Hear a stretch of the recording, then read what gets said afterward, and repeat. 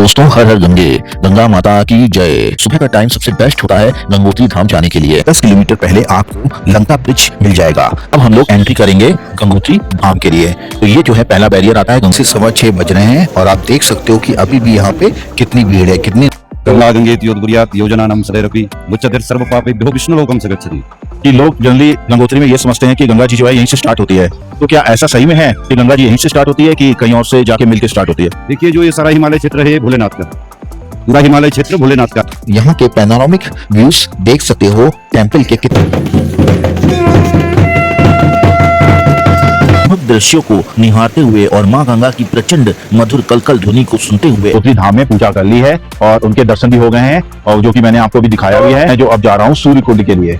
तो सूर्य कुंड में आ चुका हूँ और आप ये देख सकते हैं कितने फोर्स से ये पानी यहाँ पे गिर रहा है। इन पार्वती माता थी, वो यहीं पर स्नान किया करती थी। और अगर आप इस पर्वत को गौर से देखोगे तो आप देख सकते हो कि इसमें पैर के चिन्ह भी हैं। दोस्तों हर हर गंगे, गंगा माता की जय।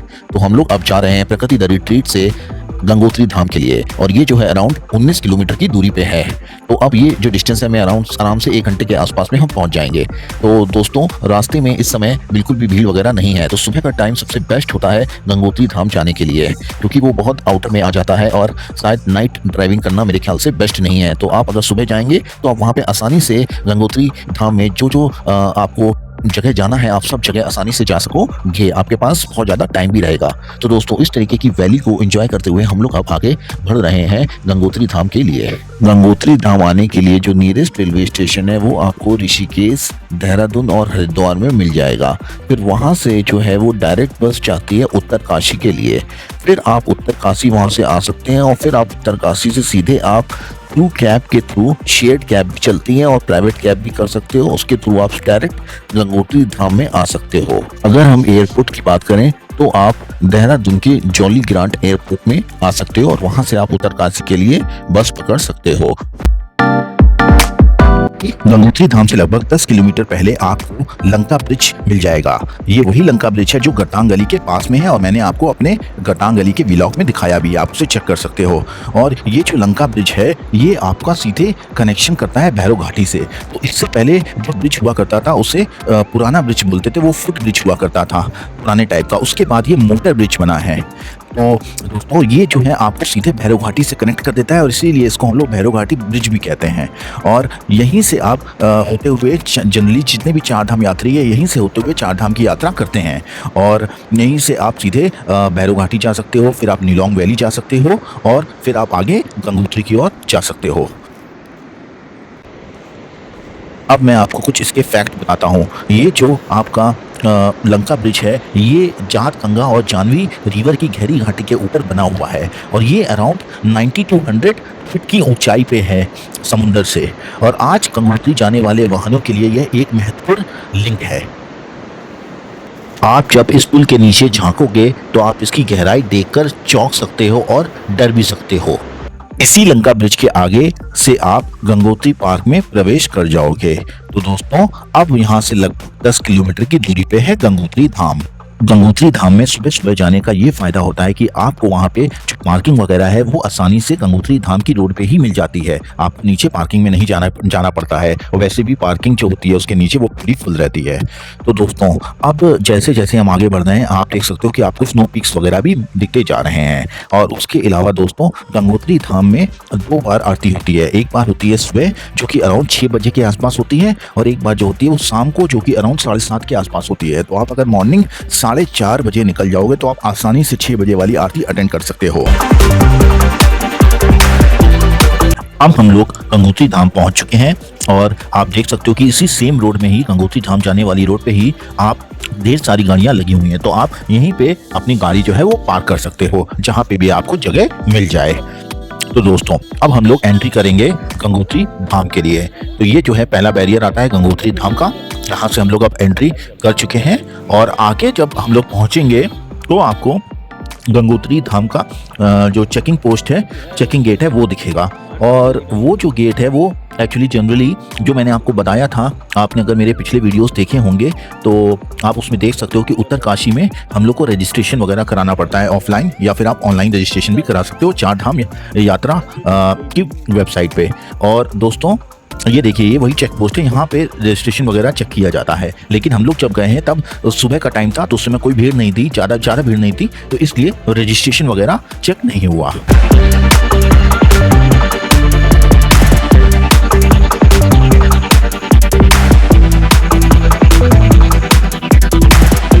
तो मेन गंगोत्री मंदिर जाने के लिए आपको इसी तरह से अराउंड 1.5 से 2 किलोमीटर पैदल चलना होता है, और ये एकदम सीधा ट्रैक है। यहाँ पे कोई भी ट्रैक में प्रॉब्लम वाली बात नहीं है, आप बहुत आसानी से कोई भी यहाँ पे चल सकता है।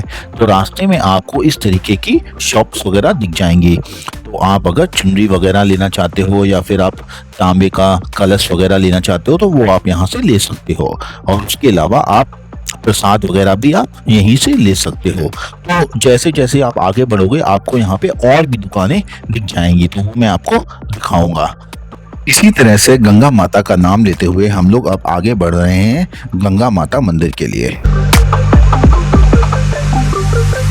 दोस्तों, इस समय सुबह के अराउंड 6 से 6:15 बज रहे हैं, और आप देख सकते हो कि अभी भी यहाँ पे कितनी भीड़ है, कितने लोग आए हुए हैं, कितने श्रद्धालु आए हुए हैं। तो दोस्तों, जैसे जैसे यहाँ पे टाइम बीतता जाता है वैसे वैसे यहाँ पे रश बहुत ज़्यादा हो जाता है और लाइन बहुत लंबी लगती है।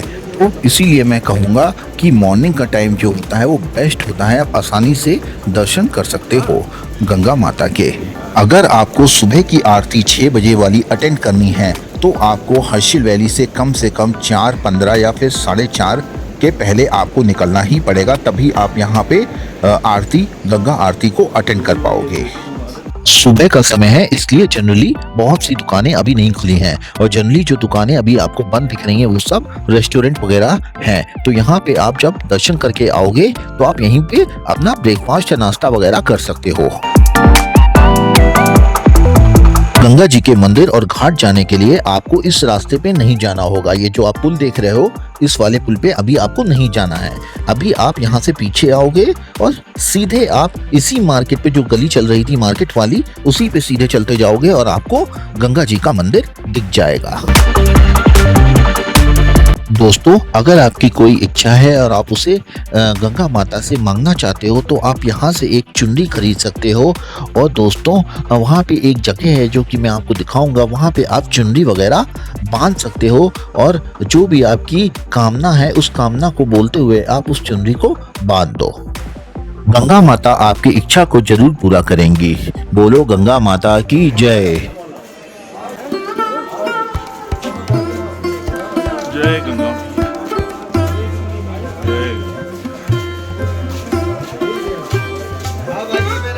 तो फाइनली अब हम लोग गंगा माता मंदिर पहुंच चुके हैं।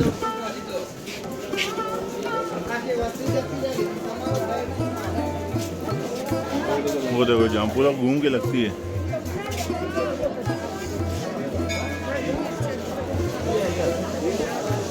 हाँ, यही मंदिर। हाँ, बताइए। पर विशेष पूजा भी करानी है तो विशेष पूजा भी है, विशेष पूजा भी करानी है तो विशेष पूजा भी नहीं, इसलिए नहीं, दर्शन करना है। तो दर्शन करा देंगे, ये लाइन में नहीं लगना पड़ेगा, यहाँ से जाएंगे ना। वैसे तो रसीद जो है विशेष पूजा में क्या होगा? वो गंगा जी की पूजा होती है, षोडोपचार पंचोपचार पूजा होती है। अच्छा, यहाँ पर बैठ के गंगा जी की चरणों तो पादुका। कैसे, मतलब यहीं से डायरेक्ट चले आना है? हाँ, लाइन नहीं है इसकी? इसकी लाइन नहीं है, वो विशेष पूजा की अलग से। अच्छा, अगर आप विशेष पूजा करना चाहते हो तो आप यहाँ से विशेष पूजा के लिए पर्ची कटवा सकते हो। 700 रुपए पर व्यक्ति के हिसाब से आपको यहाँ पे पर्ची मिल जाएगी। तो दोस्तों, हम लोगों ने विशेष पूजा के लिए पर्ची ले ली है, तो अगर आप चाहो तो आप पर्ची ले सकते हो अगर आपका मन है विशेष पूजा करवाने का। एल्स आप वहाँ पे आराम से बिना किसी कोई पर्ची के, बिना किसी कोई फीस के आप आराम से वहाँ पे, जैसे लाइन ये दिख रही है, इसी लाइन में आप आगे की साइड लग सकते हो। और सुबह का टाइम है तो अभी जो है लाइन बहुत कम है और आसानी से आप दर्शन भी कर लोगे। हाँ, तो हम लोग जो है इस समय गंगोत्री में खड़े हैं, गंगोत्री धाम, और मैं खड़ा हूँ गंगोत्री टेम्पल के पास। तो मैं यहाँ पे एक पुजारी जी मिले हैं, तो इन पुजारी जी से मैं बात करूंगा थोड़ी सी और जानूंगा और इस धाम को अच्छे से पहचानूंगा कि इस धाम में और क्या क्या विशेषता है और ये क्यों इतना ज्यादा प्रसिद्ध है और लोग यहाँ पे क्यों आते हैं। तो पंडित जी नमस्कार। हर हर गंगे। हर हर गंगे। गंगा गंगेत्योदुर्यात् योजनानां सदैरपि मुच्यते सर्वपापेभ्यो विष्णुलोकं स गच्छति। कलो ही गंगे केवलम। भगवती गंगा का जो है स्मरण इंसान अगर हजारों मील दूर भी है, गंगा का स्मरण कर लिया, उच्चते सर्व पापेभ्यो विष्णुलोकं च गच्छति, सभी पापों से मुक्त होकर के जो है वैकुंठ धाम की प्राप्ति होती है। वहाँ गंगा मोक्षदायिनी है, ज्ञान स्वरूपा है। और जो भी यात्रीगण गंगोत्री धाम में आते हैं उनकी मनोवांछित फल की प्राप्ति होती है और उनके पितरों को जो है मोक्ष प्रदान होता है। ऐसी जो यहाँ की मान्यता है। तो पंडित जी, यहाँ पे अगर जैसे आ रहे हैं लोग तो गंगोत्री धाम मंदिर एक हो गया, और इसके अलावा कहाँ कहाँ जा सकते हैं? यहाँ पे सर्वप्रथम यात्री जब आता है, गंगा स्नान, गंगा पूजा, अपने पितरों का तर्पण इत्यादि, और फिर मंदिर में जो है दर्शन किए जाते हैं। मंदिर में विशेष पूजा की अलग से व्यवस्था है। गंगा सहस्रनाम, गंगा लहरी, वेद पाठ, अनेक प्रकार की पूजाएं जो है यहाँ पे संपन्न करवाई जाती है। और यहाँ पे राजा भगीरथ शिला है। यहाँ पे राजा भगीरथ महाराज जी ने अपने पूर्वजों के तारण के लिए 5500 वर्ष कठिन तपस्या करके गंगा मैया को भूलोक में लाया था। और नारद जी ने भगवान विष्णु से कहा, हे भगवान विष्णु, जिस स्थान पे राजा भगीरथ महाराज जी ने इतनी कठिन तपस्या की, इस स्थान का महात्म्य क्या है? भगवान विष्णु कहते हैं कि भगीरथ तपस्तानम त्रिशुलोकेषु विश्वतम इदम भूलोके वैकुंठम मिति जानत नारद। हे नारद, जिस स्थान पे राजा भगीरथ महाराज जी ने कठिन तपस्या की है, ये साक्षात वैकुंठ धाम है और आगे जाने की आवश्यकता नहीं है। जो भूलोक में जो है वैकुंठ है वो गंगोत्री धाम है, जहाँ पे राजा भगीरथ महाराज जी ने इतनी कठिन तपस्या की। इसलिए जो है सभी यात्रीगण आते हैं, उनकी मनोवांछित फल की प्राप्ति होती है। सभी के पितरों के तारण के लिए गंगा मैया भूलोक में आई है। जब स्वर्ग से गंगा आई, भोलेनाथ की जटाओं में धारण हुई, जटासंकरी के नाम से माँ गंगा का नाम पड़ा और स्वयं भोलेनाथ जो है गंगाधर कहलाने लगे। एक धारा जो है जब जटा से निकली, सियर दिया भगीरथ को, हे राजा भगीरथ, आपने इतनी कठिन तपस्या की, एक नाम जो है मेरा भागीरथी पड़ेगा, भागीरथी भी होगा। हरि के द्वार प्रयागराज काशी होते हुए कलकत्ता के बगल में, जहाँ पे सगर महाराज के 10,500 पुत्र भस्म हो गए थे, उनका तारण किया। और फिर राजा भगीरथ महाराज जी ने गंगोत्री धाम में आकर के इसी स्थान पे पिंड तर्पण और लाखों गौदान करने लगे। इसे जो आगे का एरिया, इसको गौधाम कहा जाता है और इसको उपनाम से गौमुख भी कहा जाता है। बोलिए गंगा मैया की जय। तो पंडित जी, एक चीज और बस पूछना चाहूंगा कि लोग जनरली गंगोत्री में ये समझते हैं कि गंगा जी जो है यहीं से स्टार्ट होती है, तो क्या ऐसा सही में है कि गंगा जी यहीं से स्टार्ट होती है कि कहीं और से जाके मिलके स्टार्ट होती है? देखिए, जो ये सारा हिमालय क्षेत्र है भोलेनाथ का, पूरा हिमालय क्षेत्र भोलेनाथ का है। और इससे आगे जो है तपोवन, नंदनवन, रजोवन, शिवलिंगा, स्वर्गारोहिणी और स्वर्ग कहा जाता है। तो जो बाबा का लिंग है, जिसको जो है मानसरोवर भी कहा जाता है, नाभि कहा जाता है हिमालय को, तो वो भोलेनाथ कहाँ विराजमान होते हैं? हिमालय में। तो स्वर्ग से गंगा आई तो हिमालय पे तो गंगा आएगी ना। तो वहां से जो है आकर के तपोवन, नंदनवन इत्यादि, और इस स्थान पे राजा भगीरथ महाराज जी ने तपस्या किया। जो ग्लेशियर जो है हिमालय से जो सटा हुआ था, वो पहले जो है गंगोत्री धाम में ग्लेशियर था। धीरे धीरे जो है पहले लोग कैसे यात्रा करते थे, 1-1 महीने 2-2 महीने की यात्रा होती थी। घर से जब आदमी निकलता था तो सोचता था कि मैं वापस आऊंगा कि नहीं आऊंगा। ऐसी यात्रा होती थी। ऋषिकेश हरिद्वार से पैदल आना पड़ता था, अपना सामान लाना पड़ता था। और जैसे जैसे धीरे धीरे जो है यात्रियों की जनसंख्या बढ़ी, मकान बनने लगे, प्रदूषण ज्यादा होने लग गया और ग्लेशियर यहाँ से 20 किलोमीटर की दूरी पे चले गया। इसलिए जो है यात्रा का विधान जो है गंगोत्री धाम में, गंगोत्री नाम क्यों पड़ा? गंगा उतरी इति नाम गंगोत्री। ये पूरा हिमालय क्षेत्र है, भोलेनाथ की भूमि है और गंगा स्वर्ग से भोलेनाथ की ही जटाओं में धारण हुई। और ऐसा कहा जाता है कि जो सूर्या कुंड है, वशिष्ठ के बगल में सूर्या कुंड है, वहाँ पे शिवलिंग, भोलेनाथ का शिवलिंग है। हमारे बुजुर्ग कहा करते थे जो शिवलिंग दिखता था, आज की डेट में वो दिखता नहीं है। और जो गंगा जा रही है वो भोलेनाथ के शिवलिंग में जा रही है। और जो भी यात्री 12 ज्योतिर्लिंग में गंगा जल चढ़ाता है तो गंगोत्री का ही जल ही जो है 12 ज्योतिर्लिंगों में चढ़ाया जाता है। जिससे नीचे का जल जो है शिवलिंग में अभिषेक हो जाता है, इसलिए अभिषेक किया हुआ जल जो है भोलेनाथ को नहीं चढ़ाया जाता। रामेश्वरम में जो यात्रीगण जो है गंगा जल ले जाते हैं, यहाँ पे गंगोत्री से सील करके रामेश्वरम में जो है पूरा ताम्र या पीतल का पात्र में जो है गंगा जल चढ़ाया जाता है। तो काफी अच्छा रहा वार्तालाप और पंडित जी से हमने काफी कुछ सीखा। तो अब थोड़ा सा ये बताना चाहूंगा कि यहाँ पे जो अलकनंदा और जो भागीरथी नदी है वो जब कर्णप्रयाग में जाके मिलती है तब ये गंगा नदी कहलाती है। अब हम जाएंगे विशेष पूजा के लिए। तो विशेष पूजा के लिए जैसा कि मैंने आपको बताया, यहाँ पे अगर आप मेरे पीछे देखेंगे तो ये विशेष पूजा का काउंटर है, आप यहाँ से ले सकते हो। 700 रुपये पर इंडिविजुअल है। तो आप अगर विशेष पूजा लोगे तो आपको लाइन नहीं लगानी पड़ेगी और डायरेक्ट आप जाके जो भी है वो पूजा कर सकते हो और गंगा जी के पास में बैठ के आराम से बहुत ही अच्छे तरीके से आपकी पूजा हो जाएगी और गंगा जी के दर्शन भी हो जाएंगे। तो चलिए अब हम चलते हैं विशेष पूजा के लिए।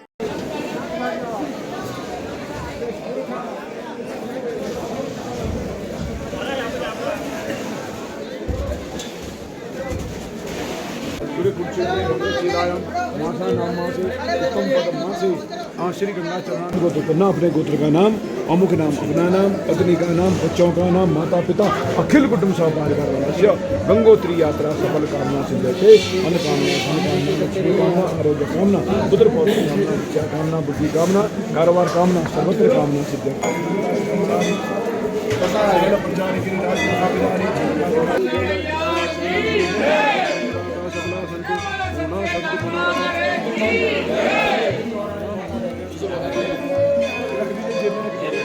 तो विशेष पूजा करने के बाद आप मंदिर के पीछे आ सकते हो और आप देख सकते हो कि यहाँ पर चुनरी बांधने के लिए बना हुआ है और यहीं पे आप जो भी आपकी कामना है वो मांगते हुए आप इस चुनरी को बांध दो।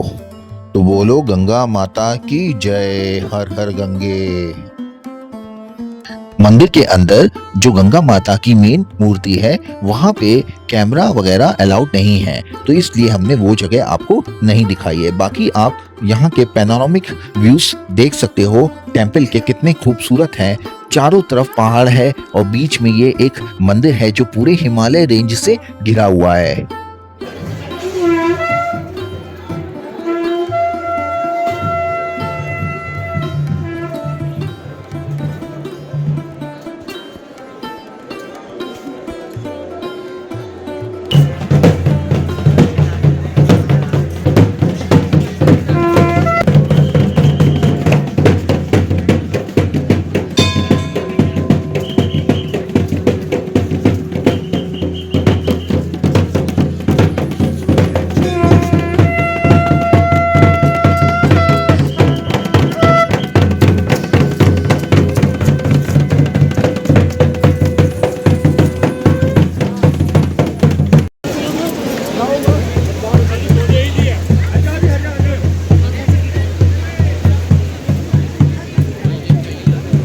क्या चीज है? बोलिया राजा नरसिंह देवता। नरसिंह देवता, चंदनीनाग, शेषनाग। शेषनाग। अच्छा, शेषनाग की जी की पूजा है, ये पूजा है उनकी।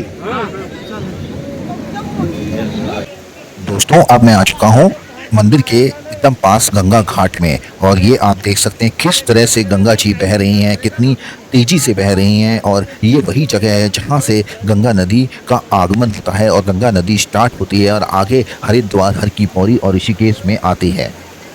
इन मनमोहक दृश्यों को निहारते हुए और माँ गंगा की प्रचंड मधुर कलकल ध्वनि को सुनते हुए ऐसा प्रतीत होता है मानो माँ गंगा स्वयं हमारे समीप आती चली आ रही हो। हर पल उनकी दिव्य धारा के दर्शन करते हुए मन श्रद्धा, भक्ति और आध्यात्मिक आनंद में डूबता चला जाता है। यहाँ का वातावरण इतना अलौकिक है कि भक्त जो हैं यहाँ माँ गंगा की भक्ति में लीन हो जाते हैं। अगर आप इस घाट में नहाने के लिए जाते हैं तो आपको बहुत ज़्यादा सावधान रहने की ज़रूरत है क्योंकि यहाँ की लहरें बहुत ज़्यादा तेज हैं। जाओगे ना तो यही जल चढ़ा। अगर इसको 2-3 साल रखे रहे हम, कोई दिक्कत नहीं होता, कोई दिक्कत नहीं। तो फिर ये लेके हम मर लेंगे। तो सील करवाओगे? एक कराएंगे हम रामेश्वर, कभी भविष्य में गए, जीवन में रहे, आपका लड़का गया, आप नहीं जा पाया, जीवन रहा गए, चढ़ा देंगे, रखा रहेगा अलमारी में। जैसे ही आप गंगा जी के मंदिर से बाहर निकलोगे तो आप देख सकते हो आपको दिख जाएगा स्टार्टिंग में ही यहाँ पर गंगा जल सील किया जाता है। जी हाँ, तो ऐसी मान्यता है कि इसी जगह से लोग गंगोत्री के पानी को एक पीतल और तांबे के कलश में भर के लेके जाते हैं और उसे सील करा देते हैं और फिर उसे रामेश्वरम में चढ़ाया जाता है जिससे कि आपको भगवत प्राप्ति हो जाए। तो बोलो हर हर गंगे।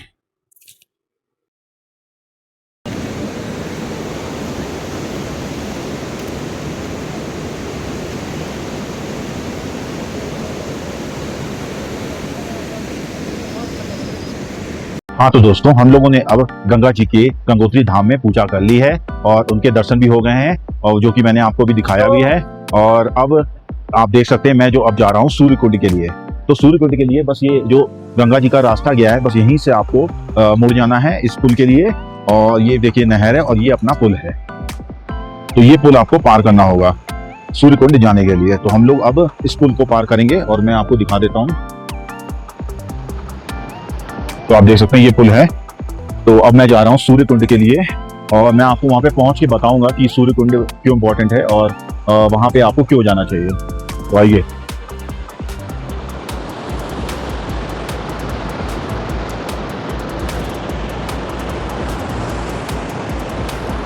तो जैसे कि आप देख रहे हैं कि हमने पीपा ले रखा है, ये पीपा आप लोग ले लो। ये यहाँ का जो जल होता है वो ऐसा माना जाता है कि जितनी भी ज्योतिर्लिंग है उनको चढ़ाया जाता है, क्योंकि ऐसा माना गया है कि इनका जो जल है वो सीधे शिव जी के अंदर समा जाता है, जैसे कि एक अपनी स्टोरी है। तो वो जो कि मैंने आपको इस व्लॉग में बताया भी है, और पंडित जी से भी जी ने आपको बहुत ही डिटेल में इसके बारे में जानकारी दी है।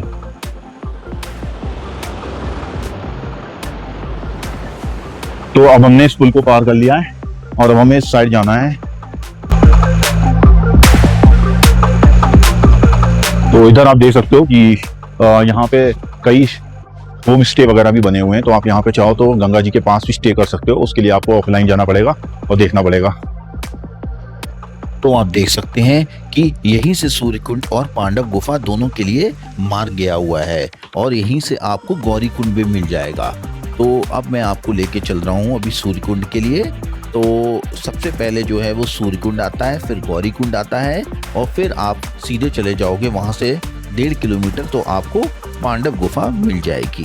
तो सूर्यकुंड जो है वो मंदिर से अराउंड 1 से 1.5 किलोमीटर होता है और गौरी कुंड सूर्यकुंड के एकदम बगल में है। तो दोस्तों अब हम चल रहे हैं सूर्यकुंड के लिए। तब तक आप इस मनमोहक दृश्य को एंजॉय करिए और देखिए और यहाँ की सुंदर वातावरण को जानिए। तो आप जो है ये सूर्यकुंड के लिए इधर आ जाएंगे और ये वाला जो पुल आपको पीछे दिख रहा है ये अपना मेन पुल है। ये जैसे ही आप पार करोगे तो सामने आप इस लेन में आ जाओगे और इधर से ही आप आगे सूर्यकुंड के लिए जा सकते हो। तो अब हम जा रहे हैं सूर्यकुंड के लिए। तो बहुत ही सुंदर दृश्य है और मैं आपको ये पूरा पुल दिखाता हूँ। ये देखिए आप, ये जो अपना है पदार गंगा नदी पर स्थित बांध निर्माण वर्ष 1985 में इसका निर्माण हुआ था। 23 मीटर का ये पर्वत है और ये अपना ये पुल है जिसमें हम लोग जा रहे हैं और यहीं से हम जाएंगे सूर्यकुंड के लिए। तो 2 पुल होते हैं, एक अपना उधर वाला पुल हो गया और एक अपने ये वाला पुल हो गया। बस आइए चलते हैं।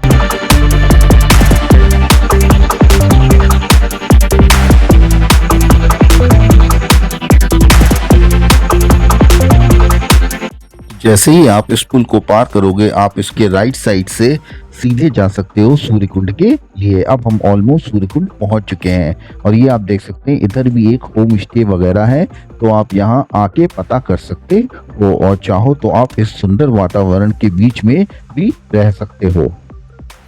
तो दोस्तों जिस रास्ते अब हम लोग जा रहे हैं इस रास्ते आप तीनों चीज एक साथ कवर कर लोगे, सूर्यकुंड, गौरी कुंड और पांडव केव्स। तो पांडव केव्स के लिए थोड़ा सा ज्यादा ट्रैकिंग रहती है, अराउंड 1 से 1.5 किलोमीटर के आसपास की। तो मैं देखता हूँ वो कितनी दूर पड़ेगा।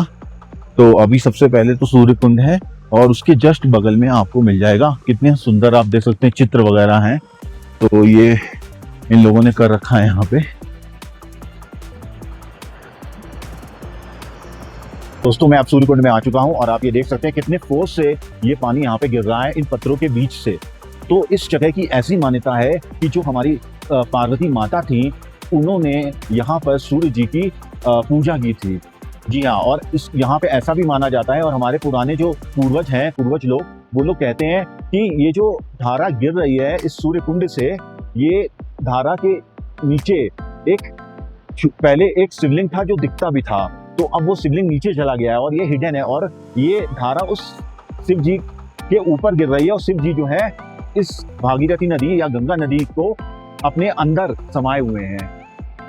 तो ये एक इस तरीके की यहाँ पे एक मान्यता है। और एक पंडित जी हमको मिले थे तो उनसे बात करके हमको पता चला कि ये जो आप सामने पत्थर देख रहे हो, जी हाँ, इसी पत्थर में सोने के कुछ कण पाए जाते हैं कभी कभी, क्योंकि पानी की बहुत ज़्यादा तेज होने के कारण और किनारे से ये पत्थर जब कटने लगते हैं और उसमें जब धूप और चमक बहुत तेजी से पड़ती है तो ऐसा लगता है कि जैसे ये सोने के पत्थर हों।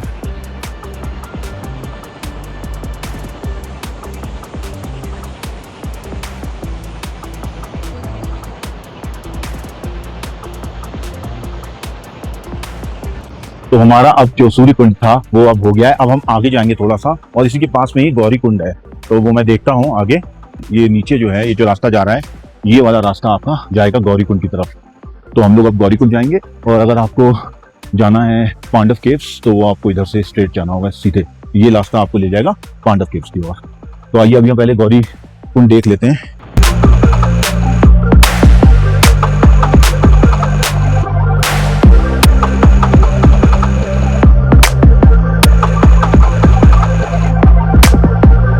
ये देखिए, ये है गौरीकुंड का रास्ता। यहाँ से आप सीधा स्ट्रेट जाओगे तो गौरीकुंड आ जाएगा, और आप अगर इधर से लेफ्ट साइड जाओगे तो आपको माँ दुर्गा मंदिर के भी दर्शन आप कर सकते हो। तो अभी हम सीधे चलेंगे गौरी कुंड के लिए। तो ये है गौरी कुंड। तो हम लोग अब गौरी कुंड में आ चुके हैं। आप सामने देख भी सकते हो कि ये पत्थर रखा है और इसी पत्थर पे गौरी कुंड भी लिखा हुआ है। तो अब हम लोग आगे चलेंगे जहाँ पे आप माता पार्वती के चरण चिन्ह को देख सकते हो। और माता जी, ये जो आप देख रहे हैं ये पूरा गौरी कुंड है, पूरी तरह से पहाड़ों से घिरा हुआ है। और ये जो आप देख रहे हो, यहाँ पे ऐसी मान्यता है कि जो हमारी पार्वती माता थी वो यहीं पर स्नान किया करती थी। और अगर आप इस पर्वत को गौर से देखोगे तो आप देख सकते हो कि इसमें पैर के चिन्ह भी हैं, और ये जो पैर के चिन्ह हैं ये देवी पार्वती के हैं। तो ये बहुत ही अपने आप में एक अलग चीज़ है। सारे हैं, ये देखिए आप कितने ये देवी पार्वती जी के चिन्ह हैं पैर के, और ये पहाड़ों में पाए जाते हैं आज भी। तो ये अपने आप में एक बहुत ही आश्चर्यजनक बात है।